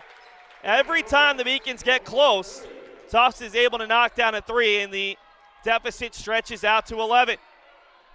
Charlie Mitchell splits the double team. He leaves it off for Lorquette, who's called for an offensive foul. Cleared him out with the elbow on Brady. Malik will pick up his first, actually second, 10th on the Beacons. UMass Boston will bring Sinelli in, and this is a very small lineup. Burris is 6'4", but very much a freshman. Still working to get a little bit bigger, and Sinelli at 6'2". That's as big as the Beacons get right now with three guys who are at 6 feet or shorter. Brady for Savage, working the much smaller Charles Mitchell, knocks it away off of Mitchell, and it'll stay with Tufts with 13 on the shot clock. Still 7 minutes to go in regulation. UMass Boston mixing and matching these rotations, trying to get something going. Did a great job to cut a 16-point deficit to 2. So Oppenheim looks to get down low against Sinelli. Down to 6 on the shot clock. It's Morris around the double team. Oppenheim on the smaller Burris, all the way across for Brady on the corner 3, and he knocks it down. Not a surprise that it's Will Brady with another big 3. Hit a buzzer beating on a shot clock 3 late in the first half to stretch the lead to 9, and now gives Tufts their largest lead of the second half at 14. Charlie Mitchell, lots of contact from Aronson all the way to the cup, and he'll get 2 free throws after contact from Oppenheim. It's the 9th on Tufts, 2nd on Oppenheim, and Charlie Mitchell, one of the Beacons' best free throw shooters, heads to the line. This year, 84.4%, team best 27 of 32. First from Mitchell, rattles out. Neither team has shot the ball particularly well from the charity stripe.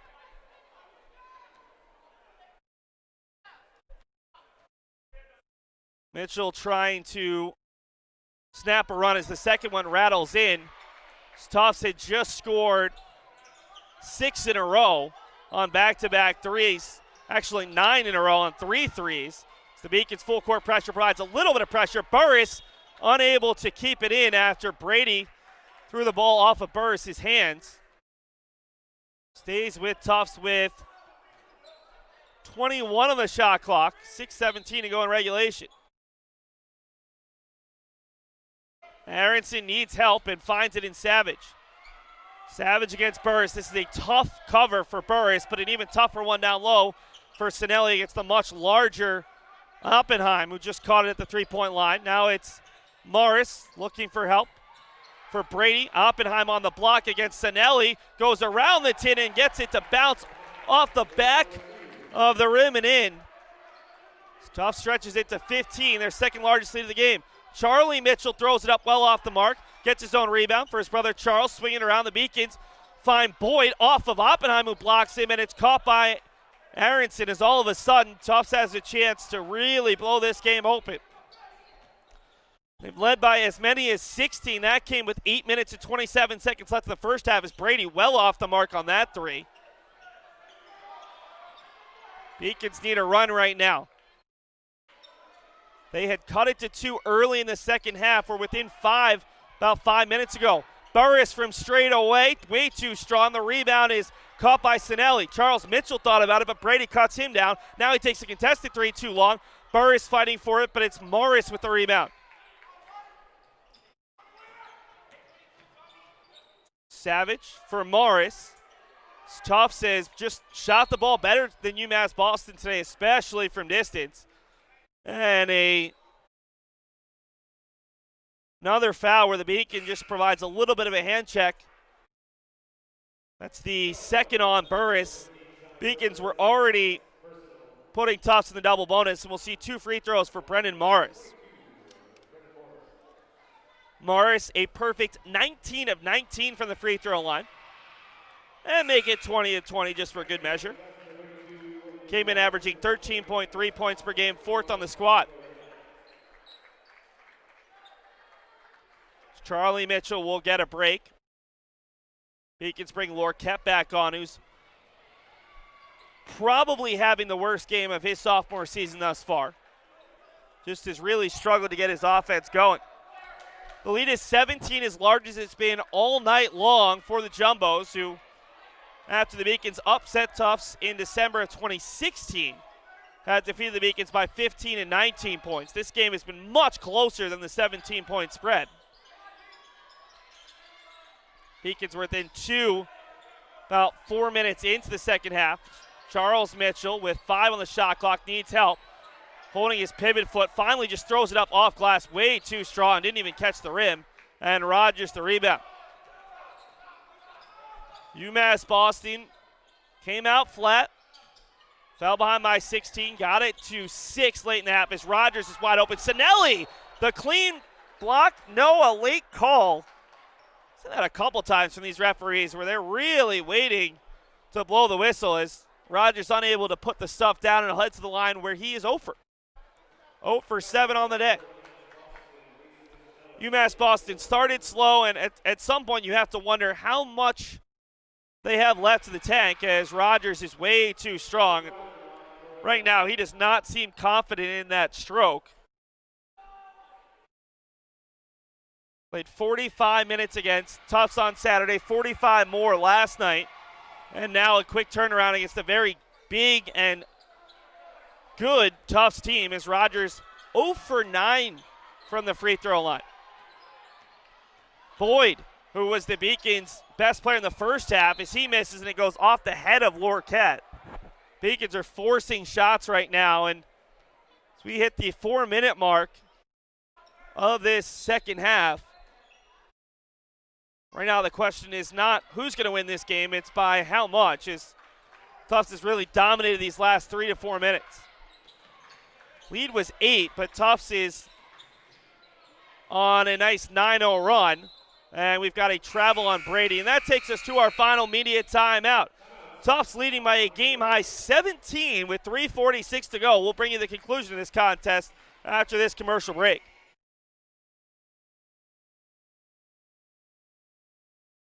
The University of Massachusetts Boston, with its scenic oceanfront campus, easily accessible to downtown Boston, is recognized as a model of excellence for urban public universities. 16 NCAA Division III sports are part of the more than 100 student organizations that create an engaging campus life in America's biggest and best college town. UMass Boston, Boston's urban public research university for the 21st century.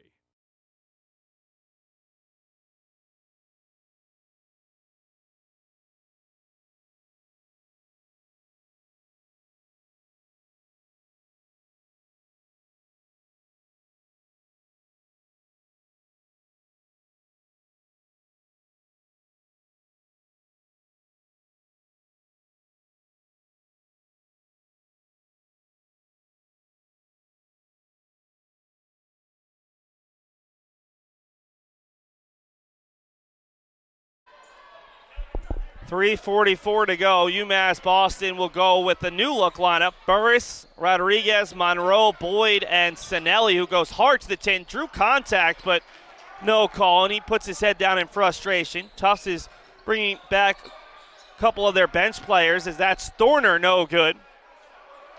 Rebound from Monroe. Thorner out there with Aronson, Savage, Kayumjin, and for the first time today, Chris Bortz. Boyd knocks down a 2 to snap a 9-0 run for the visitors. Back to within 15. Savage around his screen, tries to go back for Rogers. Burris knocks it away. Now Savage will take the jumper just inside the free throw line. And the lead is 17 with 3 minutes to go. Yancey St. Germain takes up the warm-up jacket as he will check back on for the first time since the first half. Chance in transition. Savage ahead of the pack, and he'll finish with the left hand as Tufts now leading by 19.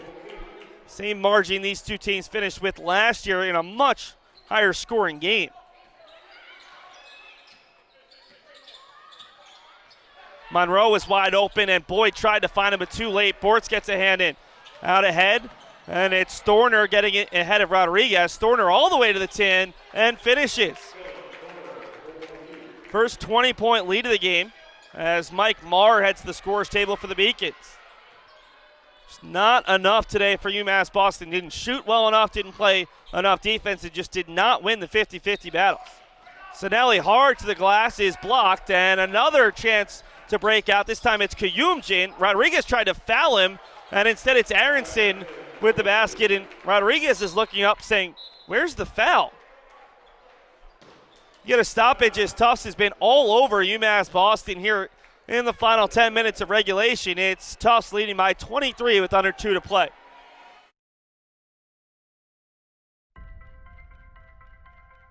I'm a Division III student athlete, and I know how powerful words can be.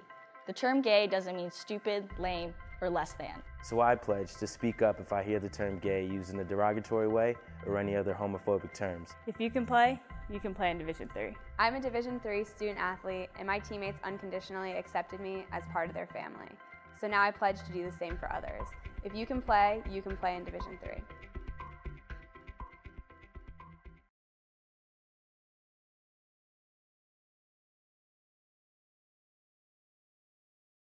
UMass Boston has emptied the bench in the final 2 minutes. Yancey St. Germain, Josiah Lassie, freshman out of North Carolina, Mike Marr, Tommy Burris, and Mariano Rodriguez. Tufts is following a similar pattern. It's Thorner, McLaren. First time we've seen Theo Henry.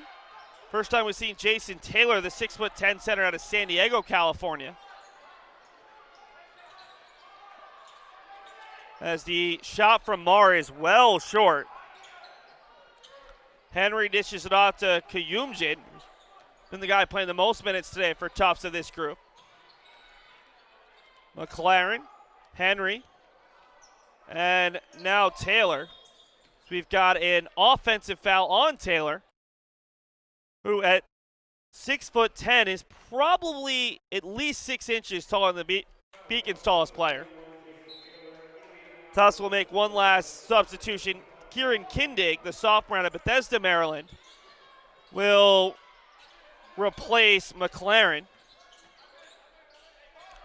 Burris wants a second three, knocks it down. He's got a career-high 6 points, and the Beacons are back within 20. Consolation prize, but Jason Harris will be happy to see his freshman continue to shoot it, a guy who he has very high hopes for. Marr got a hand in on the entry pass, and it's knocked out off the Beacons with under a minute to go. UMass Boston has one final game to go before the start of 2020. Travel to Suffolk on Saturday. Marr still fighting for it, and picked up there by Tufts. That's going to be a double dribble. Beacons are at Suffolk on Saturday at 1. Starts a 3-game road trip. They're at Wentworth on the 2nd of January at 1 o'clock. Then they go back to Little East Conference play on the 4th of January. They're at Eastern Connecticut State. Josiah Lassie downhill, way too strong off the glass. It's rebound by Taylor. That's probably 5'10" against 6'10". Shot clock still on here. And a deep three from Kayumjin. Tufts has their largest lead of the game at 23. For the Jumbos, they will travel out to California before the start of 2020. Into the corner for Burris for Mariano Rodriguez, who tosses up a three off the mark. St. Germain out for Burris with 13, and we've got a foul on the Jumbos on Henry. He's got a couple late free throws. Tufts will play Caltech. First they'll play Laverne University on the 28th of December at 6. Then they'll take on Caltech on the 29th at 7:30 p.m. before traveling to Nichols College on the 4th of January at 1 p.m. and then opening conference play on the 10th of January at 7 p.m. This is part of a 7-game trip away from Cousins Gymnasium, with this game starting a 5-game true road trip after playing back-to-back neutral site games. As Tufts, in a game that's closer than the final score appears, defeats UMass Boston 71-49. The Beacons trailed by as many as 60 in the first half, cut it to 2 early in the second half, but Tufts finishes the game extremely strong and hands the Beacons their 3rd loss of the season. Take a commercial break and be back potentially with an interview with Jason Harris as UMass Boston has one more game here in 2019 before the calendar flips.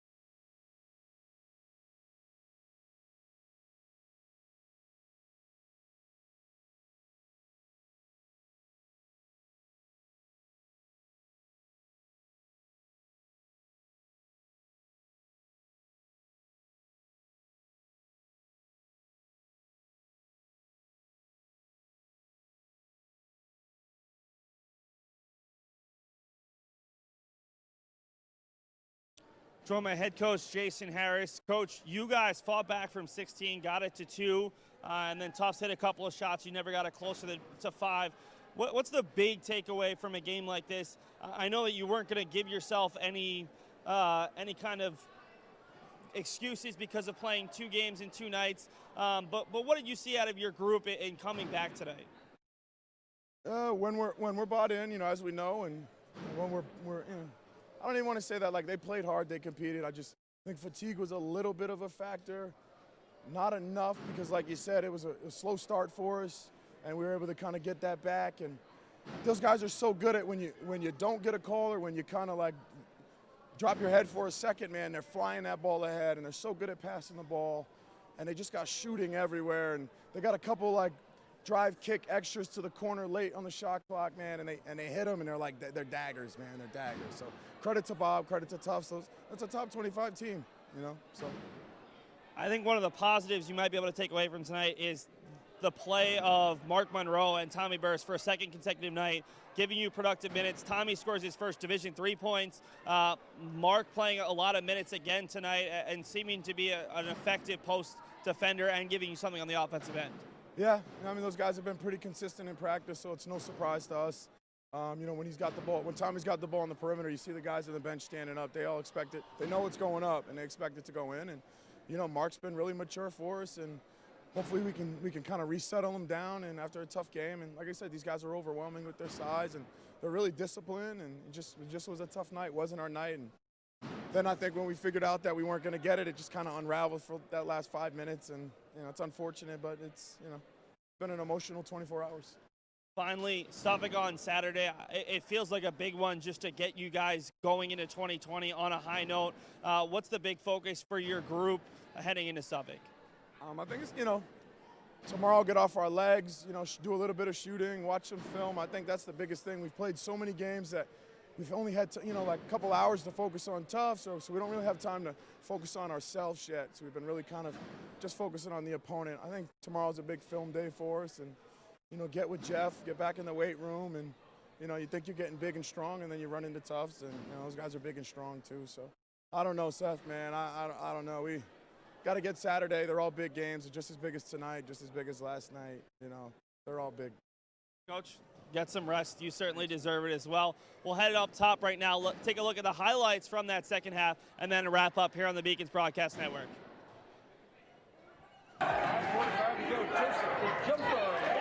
Hi, my name's Carl Joseph.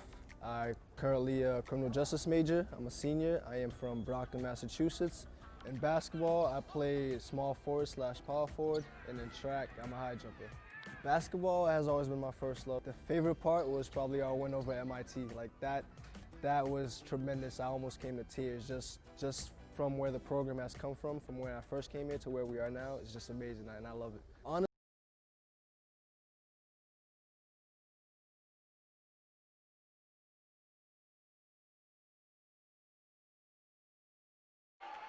Cohen backdoor for Savage, back for Rogers, and he's blocked.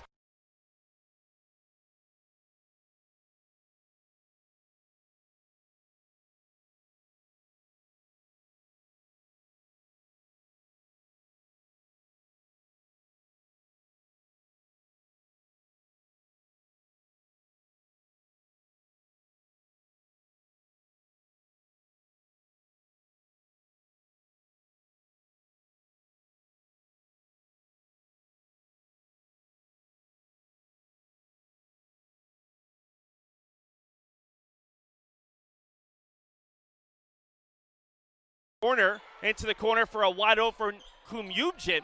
And fighting for the rebound and getting it is Rogers, has it tapped away by Charlie Mitchell.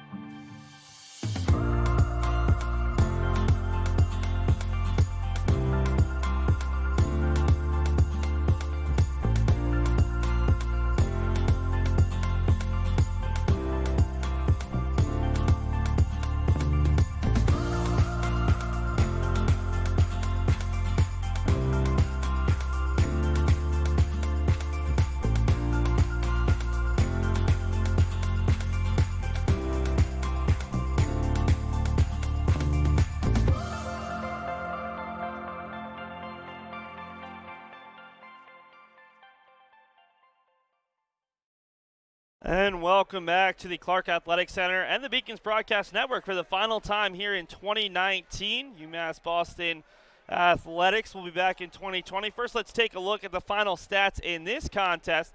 Tufts ends up shooting 47% for the game. UMass Boston 31% as the Beacons struggled from the field in both halves, shooting less than 32% in both halves. Tufts shooting 53% in the second half. From three, that was a huge difference. Tufts 7 of 21, the Beacons 4 of 21. The Tufts also plus 18 on the boards. Let's take a look at the team leaders in this contest. For Tufts, a nice day from Will Brady, 14 points on 5 of 6 shooting, 2 of 3 from distance. Eric Savage had 13 points and 6 rebounds. The Beacons held Luke Rogers well below his season average in points with just 6, although he kind of hurt himself, 0 of 9 from the free throw line, but he did add 18 rebounds, including 6 of them on the offensive end. For the Beacons, Michael Boyd had a team-high 14 points on 7 of 17 shooting. Charlie Mitchell had 10 points. Malik Lorquette, 1 point, but 10 rebounds for UMass Boston. Let's take a look ahead for the Beacons as they will be on a 3-game road trip. We won't see UMass Boston back at the Clark Athletic Center until the 7th of January when they host Western Connecticut State. They're at Suffolk on Saturday, and then they open up January with road trips to Wentworth and then Eastern Connecticut State. Finally, a shout out to our production crew, and not just to this production crew, but to all of the hardworking student workers who work behind the scenes here on the Beacons Broadcast Network. Kelly Danahy, Mary Jo Murphy, and Allie Crawford. The directors tonight, Kyle Penny, Bree Colucci, Nandis Shaw, Elsa Vanaco, Jared Colty, and Colin Ford, your camera operators.